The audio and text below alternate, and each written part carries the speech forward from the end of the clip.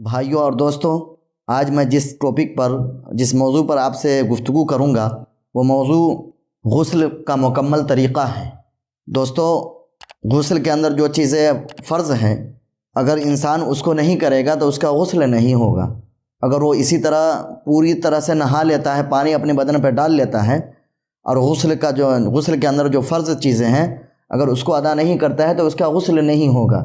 صرف پانی ڈال لینے سے غسل نہیں، جو غسل کے جو فرائض ہیں وہ ادا کرنا ضروری ہے۔ لہٰذا جو غسل کے اندر جو فرض ہے وہ 3 چیزیں ہیں۔ پہلی چیز کلی کرنا، دوسری چیز ناک کے نرم ہڈی تک پانی پہنچانا۔ کلی جو کریں گے وہ گرگرا کے ساتھ میں کریں گے، اور ناک میں جو پانی ڈالیں گے وہ ناک کے نرم ہڈی تک پانی پہنچائیں گے۔ لیکن اس میں خیال یہ رکھنا ہے کہ اگر آپ روزے سے ہیں تو پھر جو کلی کریں گے اس میں گرگرا نہیں کریں گے، کیونکہ اس میں پانی جانے کا اندر خدشہ ہے، ڈر ہے کہ کہیں پانی نہ اندر چلا جائے۔ اسی طریقے سے ناک میں بھی جب پانی ڈالیں گے تو اوپر ہی سے ڈال لیں گے، پورے وہاں تک نہیں پہنچائیں گے، تاکہ کیونکہ ناک کے ذریعے سے بھی پانی چلا جاتا ہے پیٹ کے اندر۔ لہٰذا یہ دونوں چیزیں وضو کے اندر نہیں کر رہیں گے، گرگرا اور ناک کے نرم ہڈی تک جب وضو میں رہیں، یعنی روزہ سے رہیں گے تو نہیں کریں گے۔ تیسری چیز جو غسل کے اندر فرض ہے وہ ہے سارے بدن پر اس طرح پانی بہانا کہ ایک بال کے برابر بھی خشک نہ رہے۔ اگر آپ نے غسل کیا، غسل کرنے کے بعد اگر ایک بال کے برابر بھی، یہ بال لیجیے آپ اپنے سر کے، اس کے بعد اتنا برابر بھی کہیں پر بھی بدن کے کسی حصے میں بھی خشک رہ جاتا ہے، وہ گیلا نہیں ہوتا ہے، پانی وہاں نہیں پہنچتا ہے، تو آپ کا غسل نہیں مانا جائے گا، لہذا دوبارہ سے آپ کو نہانا پڑے گا۔ یہ تو ہو گیا غسل کے اندر فرض۔ جو غسل کی جو سنتیں ہیں، وہ غسل میں 8 سنتیں ہیں۔ وہ یہ ہے، جو 8 ہیں اس میں سے سب سے پہلے ہے کہ سب سے پہلے آدمی اپنے ہاتھ کو دھوئے۔ سب سے پہلے اپنے ہاتھ کو دھوئے، ہاتھ دھونے کے بعد پھر اپنے شرمگاہ کو دھوئے، عضو تناسل کو دھوئے۔ وہ دھونے کے بعد پھر بدن پر اگر ناپاکی لگی ہے تو اس کو زائل کر لے، اس کو ختم کر لے۔ وہ ختم کرنے کے بعد پھر جس طریقے سے نماز کے لیے وضو کیا جاتا ہے، اسی طریقے سے غسل کے لیے بھی وضو کریں گے۔ یہ سنت طریقہ میں آپ کو بتا رہا ہوں کہ جس طریقے سے نماز کے لیے آپ وضو کرتے ہیں اسی طریقے سے غسل کرنے سے پہلے آپ وضو کر لیں گے۔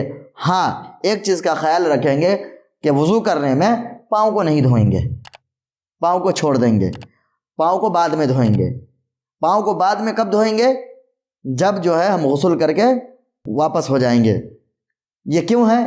یہ اس جگہ پہ ہے جہاں پانی جمع ہو جاتے ہوں، جہاں پر آپ غسل کر رہے ہیں لیکن پانی جانے کا کوئی راستہ نہیں ہے، لہٰذا وہاں پر آپ کیونکہ جب نہائیں گے تو یہ پانی کیونکہ مستعمل پانی ہے، آپ کا پاؤں پھر سے ناپاک ہو جائے گا۔ لہٰذا جب غسل کر کے آپ واپس آئیں گے، یعنی اونچائی کی جگہ پر دوسری جگہ پر آئیں گے، تب پھر پاؤں دھوئیں گے۔ ہاں، اگر ایسی جگہ ہے جیسے آج کل غسل خانہ میں جب جاتے ہیں واش روم میں، آپ تو واش روم میں جو ہے پانی جانے کا وہ نالی بنا رہتا ہے تو اس میں کوئی حرج نہیں، دھو سکتے ہیں۔ لیکن یہ وہاں پر کے لیے ہے کہ پاؤں بعد میں دھوئے وضو کرے تو، کہ جہاں پر پانی جمع ہوتے ہوں، تو ایسی جگہ جہاں پر پانی جمع ہو رہا تو وہاں پر آپ پاؤں بعد میں، نہانے کے بعد میں آپ جب اس جگہ سے ہٹیں تب آپ اس کو دھو لیں پاؤں کو۔ اس کے بعد پاؤں دھونے کے بعد پھر تو سب سے پہلے جو پانی ڈالیں گے وہ ہے سب سے پہلے سر پہ ڈالیں گے۔ سب سے پہلے سر پہ ڈالنے کے بعد پھر اس کے بعد تمام بدن پہ 3 مرتبہ پانی ڈالیں گے۔ اس طریقے سے آپ غسل کریں گے۔ پھر جو ہے وہی میں بات جو بتائیں آپ کو، وہ نہانے کے بعد اگر پانی ایسی جگہ پہ جہاں نکلنے کا سادھن نہیں ہے، نکلنے کی جگہ نہیں ہے، تو پھر آپ الگ ہو جائیں گے اس جگہ سے الگ ہونے کے بعد پھر آپ غسل کر لیں گے۔ تب موٹا موٹی اس طرح سمجھیے کہ غسل میں کل 3 فرض ہیں۔ غسل میں کل 3 فرض ہیں۔ نمبر 1 کلی کرنا گرگرہ کے ساتھ، نمبر 2 ناک کے نرم ہڈی تک پانی پہنچانا، نمبر 3 سارے بدن پر اس طرح پانی بہانا کہ ایک بال کے برابر بھی خشک نہ رہے۔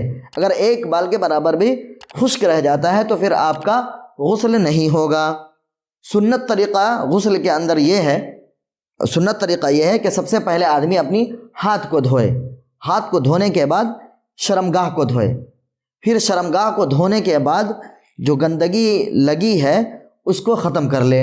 پھر جس طریقے سے آپ نماز کے لیے وضو کرتے ہیں اس طریقے سے آپ وضو کریں، صرف پاؤں کو نہ دھوئے۔ پاؤں کو نہ دھونے کی ایک وجہ یہ ہے کہ کیونکہ اگر وہاں پہ پانی جمع ہو رہا ہے تب پاؤں کو نہیں دھوئیں گے، لیکن اگر پانی نہیں جمع ہو رہا ہے تو پاؤں کو دھو سکتے ہیں۔ پھر اس کے بعد وضو کرنے کے بعد پھر سب سے پہلے جو پانی ڈالیں گے وہ سر پہ پانی ڈالیں گے۔ سر پہ پانی ڈالنے کے بعد پھر اس کے بعد پورے بدن پر 3 مرتبہ پانی ڈالیں گے۔ پھر پانی ڈالنے کے بعد آپ کا غسل مکمل ہو جائے گا۔ اگر آپ نے اس طریقے سے غسل نہیں کیا، یعنی آپ نے کلی نہیں کیا، ناک میں پانی نہیں ڈالا، تو اگرچہ آپ نے پورے بدن کو بھگا لیا ہے، اپنے پورے بدن کو گیلا کر لیا ہے، لیکن آپ کا غسل نہیں ہوگا اگر آپ نے کلی نہیں کیا اور ناک میں نہیں پانی نہیں ڈالا، کیونکہ غسل کے اندر یہ چیزیں فرض ہے، وہ ضروری ہے کرنا۔ اگر آپ یہ نہیں کرتے ہیں تو آپ کا غسل نہیں ہوگا۔ ہاں، پھر وہی کلی اور ناک میں پانی ڈالنا، وضو کے اندر یہ چیزیں سنت ہے، وضو کے اندر یہ چیزیں سنت ہے، اور غسل میں یہی چیزیں یعنی کلی کرنا، ناک میں پانی ڈالنا یہ فرض ہے۔ اس لیے ان چیزوں کا خیال رکھیں، اور اس طرح سے جب آپ غسل کریں گے تو آپ پاک ہو جائیں گے، پھر اس کے ذریعے سے آپ تمام عبادتوں کو انجام دے سکتے ہیں۔ ہاں، پھر یہ اس بات کو بھی خیال میں رکھا جائے کہ اگر سنتوں میں سے کوئی بھی چیز چھوٹ جاتی ہے، جتنی سنتیں میں نے بیان کی ہیں اس میں سے کوئی بھی چیز چھوٹ جاتی ہے تو آپ کا غسل ہو جائے گا، اس میں کوئی وہ نہیں ہوگا۔ لیکن اگر فرض میں سے کوئی ایک بھی، یعنی آپ نے کلی ناک میں پانی ڈالا لیکن کلی نہیں کیا، یا کلی کیا ناک میں پانی نہیں ڈالا، تو آپ کا غسل نہیں ہوگا، دوبارہ سے آپ کو پھر سے نہانا پڑے گا۔ اس کے بعد مسئلہ یہ آتا ہے عورتوں کا۔ عورتوں کے لیے یہ ہے کہ ظاہر سی بات ہے وہ جوڑا باندھتی ہے، تو کیا اس جوڑا کو کھولنا ضروری ہے یا نہیں ہے؟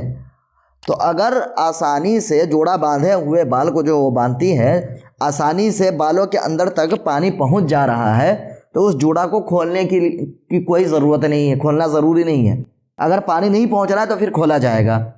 یہ عورتوں کے لیے، پانی ایسا ہی پہنچ جاتا ہے تو نہیں کھولیں گے، اور اگر پانی نہیں پہنچ رہا ہے، جو کھول کے ہی پانی پہنچ رہا ہے، تب تو کھولنا ضروری ہوگا۔ کیوں؟ اس لیے کہ عورتوں کو سہولت ہے، کیونکہ بار بار کھولنے وہ کرنے میں تھوڑی ان کو پریشانی ہوگی، اس لیے شریعت میں جو ہے اس چیز کی اجازت دی گئی ہے کہ جو ہے اگر جوڑا عورت باندھی ہے تو اس کو بار بار کھولنے کی ضرورت نہیں ہے۔ اگر باندھے میں بھی اگر پانی پہنچ جا رہا ہے سر کے اندر، بال کے اندر تک، تو اس کا غسل ہو جائے گا۔ ہاں، پھر یہاں پر ایک چیز اور سمجھنے کی ہے کہ کوئی مرد اگر ایسا ہے جو وہ بھی جوڑا باندھتا ہے، اگر وہ جوڑا باندھ رہا ہے تو ایسی صورت میں مرد کے لیے کھولنا ضروری ہے، عورت کے لیے تو ضروری نہیں ہے، لیکن مرد اگر وہ جو ہے وہ جوڑا باندھ رہا ہے بال کا تو پھر اس کو کھولنا ضروری ہے۔ اور عورتوں کے غسل کرنے کا بھی وہی طریقہ ہے جو مردوں کا ہے، یعنی ناک میں پانی ڈالنا، کلی کرنا، سارے بدن پہ پانی بہانا، اور جو سنتیں ہیں اسی انداز سے ان کے لیے بھی ہے۔ بس یہ ایک مسئلہ الگ ہے کہ اگر وہ جوڑا باندھتی ہے تو ظاہر سی بات ہے وہ جو ہے اس کو بار بار کھولنے میں تکلیف ہوگی، تو اگر پانی پہنچ جا رہا ہے سر کے اندر تو آپ اس کو کھول بھی ایسا ہی نہا سکتے ہیں باندھے ہوئے بھی، اور اگر پانی نہیں پہنچ رہا تو اس کو کھولنا پڑے گا آپ کو۔ اللہ تعالیٰ سے دعا کیجئے کہ اللہ تعالیٰ ہم کو ان باتوں پہ عمل کرنے کی توفیق نصیب فرمائے۔